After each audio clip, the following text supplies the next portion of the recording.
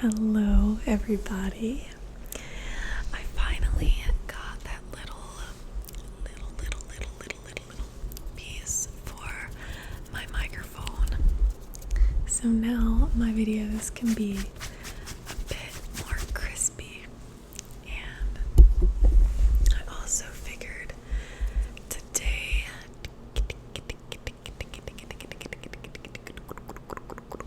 would be the perfect time for a little yap session. Okay. Because there has been some things that I want to talk about, but it just hasn't been long enough, if you know what I mean. But now, it's been a while, so I feel like it's time because it's in the past. Now it's in the past and it doesn't matter. So now we can discuss it. Does that make sense? So, if that sounds good to you, then you can relax.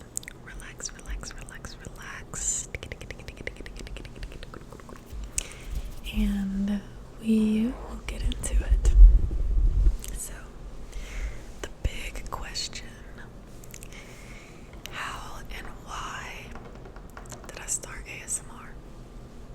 So, before I was a trainer, I was a teacher, a 6th grade PE teacher. Guys, I gotta get a sip of water for this. This is already getting me sweating. So, I was a PE teacher, and one day, one of my students introduced me to ASMR. She's like, "Coach, look at this." And I thought it was kind of weird. I was like, dang, ASMR is weird. But that night, I ended up stumbling across a video. It was Safe Space ASMR. Safe Space ASMR.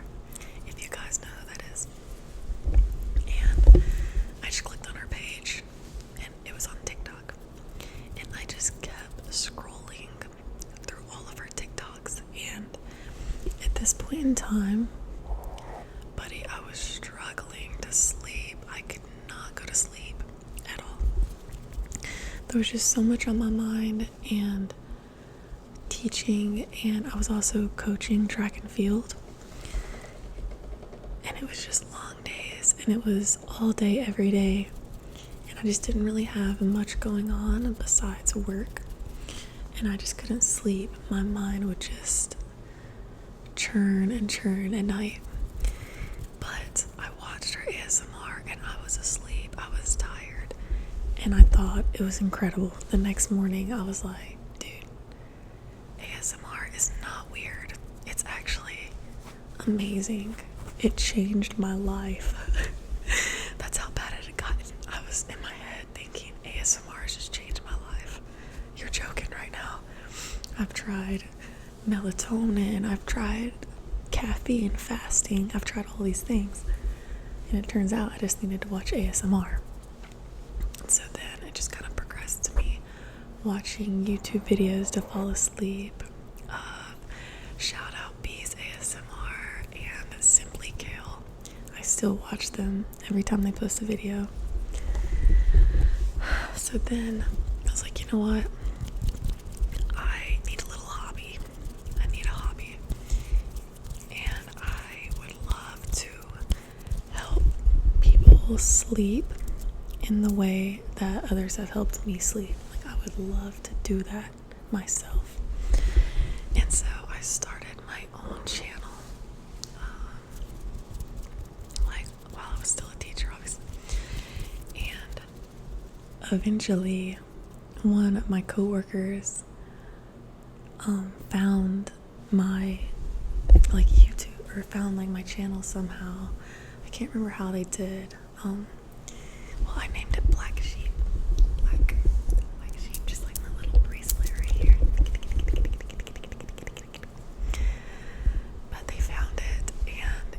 were just laughing about it because it's different if you know your coworkers in a certain way, and then you just kind of find something out about them, and it's like, okay, that's different. And it wasn't that big of a deal to me. Like, we laughed about it, and it's like, yeah, I don't know, I just wanted to start the channel, guys, leave me alone. And eventually, that coworker showed some students my ASMR channel, which I thought was a little inappropriate in a way. Just like, why are you showing my students that?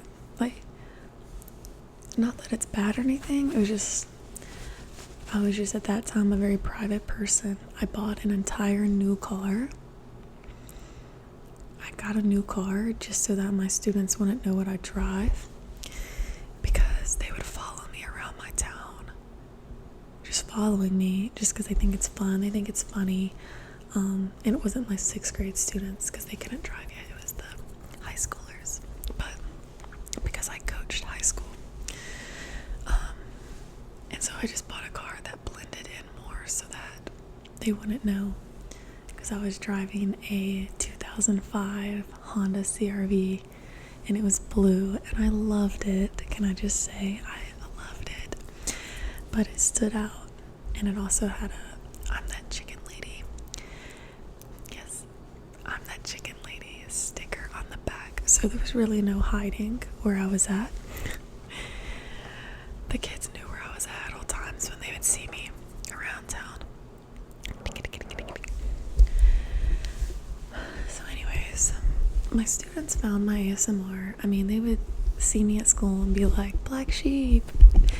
And like, of course, that's just a little embarrassing because it's just students like knowing anything you do in your personal life. Like, I didn't want them to know what gym I go to. I definitely don't want them to know where I live, what I do in my free time. It's just a boundaries thing. And if you are a teacher, first of all, I love you. Thank you for doing your job. Second of all, you know exactly what I mean.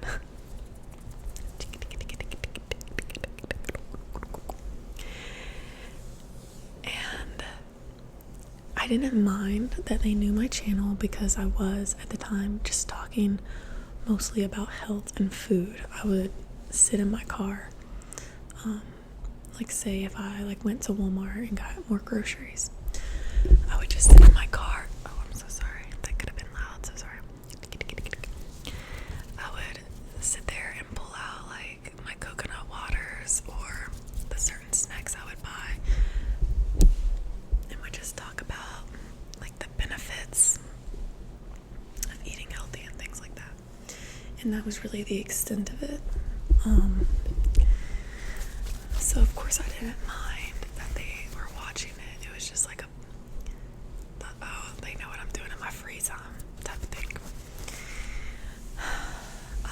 And then one day, y'all, I don't know why I'm like sweating. I haven't talked about this since the day that it happened.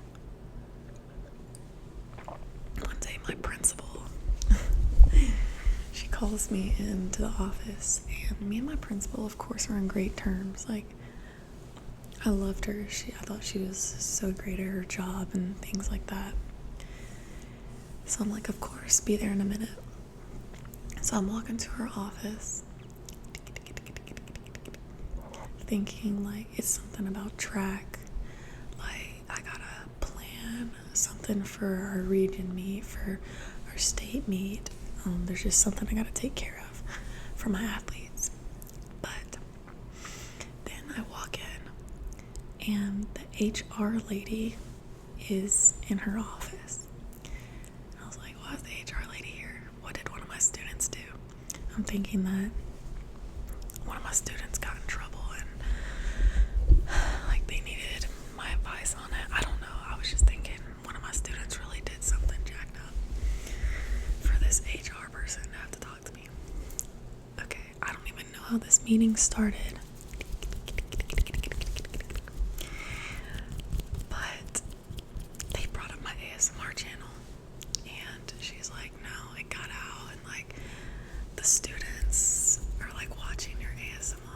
I'm like, yeah, it's so, I was like, yeah, it's just like, I don't even know what I said. I was just like, oh my gosh, yeah, it's so funny, or like, it's so crazy. The meeting progressed. Next thing you know, the meeting was only like 5 minutes long.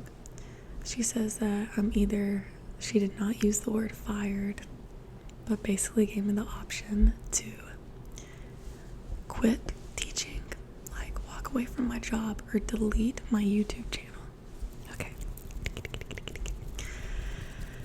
Which clearly I chose to keep my job because I had maybe 600 subscribers on YouTube. What am I gonna do with that? And I didn't even plan to make money from it at that time. I was doing it as a hobby and kind of to help people.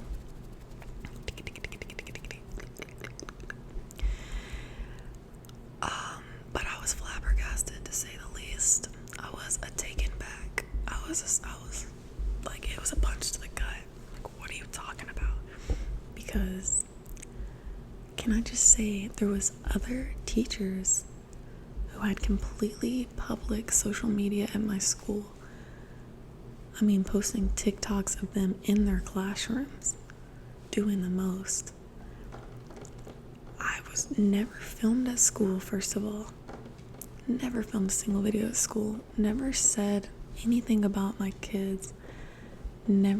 Obviously never said anything inappropriate or anything like that. Never even said where I worked. The extent that I ever said on YouTube was that I was a teacher. But anyways, so I was just confused, really, to say the least. I was confused why this happened. And so, I mean, I just started bawling in my principal's office. I'm bawling my eyes out. And I don't think I had cried in probably a year and a half before that moment. Like, I was just grinding. I was just getting the job done. And, sorry. So she's like, lets me go and all this. So then, an email rolls in. An email of a little document that I was gonna have to sign, like confirming to my agreement that I was gonna delete my YouTube channel in order to not be fired from my school. And I know some people are probably thinking, you must have posted something like that on there. No, okay. Not even in the slightest. But I get the email and the form is saying, like, agreeing that I broke GMC's code of conduct. I mean, I just really dug in. And I like have a few friends that work with things like this, like work in HR.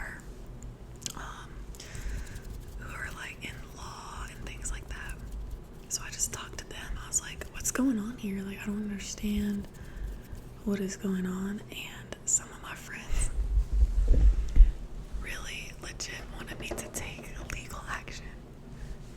That's kind of dramatic. I mean, it's not dramatic, but in my head I was like, I'm not doing that. I'm like scared enough. I'm like, what the heck is this? What the heck is this? I started this for a hobby to help people sleep.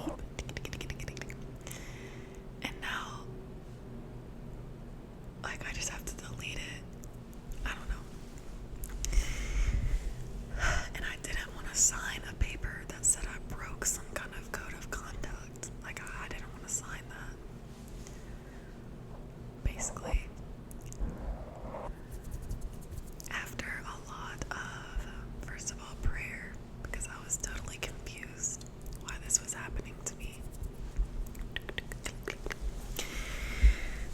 I decided that this was my last year teaching.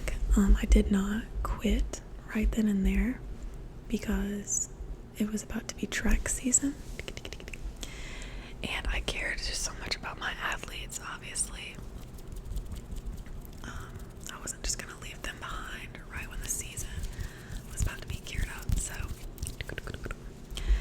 I was like, okay, I'm gonna stay, because basically I told my principal, I'm not signing this paper. I'm not signing signing it because it's not true. And if you wanted to try to tell me that it is true, like at that point, so I had like a second meeting with her and everything, with all this stuff typed out that some like lawyers helped me make, whatever. And if you're trying to make me sign something that's not true, then like I was gonna have to be forced. Not forced, but I just couldn't live with myself to sign something that wasn't true. And like not defend myself, not fight for what was right. So basically I said I'm not signing it. And then we both just kind of agreed that it would be my last year teaching, but I was gonna finish out the year. I was like, alright. But anyways, I deleted my YouTube. I, did all the things, finished out the year. And that's the story of that. That's why I've had my channel for like a minute. I think you can like see the date for how long people have been doing ASMR. Or not ASMR, but just have had a YouTube channel. And so mine probably says, I guess, a year now. Or almost a year and a half. I've had my channel for a year and a half. But I'm just now getting back into it. And why I didn't get back into it sooner is unfortunately a story in itself. That has unfortunately not been long enough for me to talk about yet. But that is my story of how I got started with ASMR and why I started it to begin with. So I know this was a major switch up to the fast and aggressive style, but I just felt like talking and I felt like testing out this microphone again. Because I don't know how this is gonna sound at all. I hope it even works. So, please leave me suggestions with what you want to see for future videos. And I like all styles of ASMR. I love fast and aggressive. I love lo-fi. I love slow ASMR. I love whisper ramble. Excuse me. I love whisper rambles. I love no talking ASMR. I'm telling you, I like all of it. So I feel as if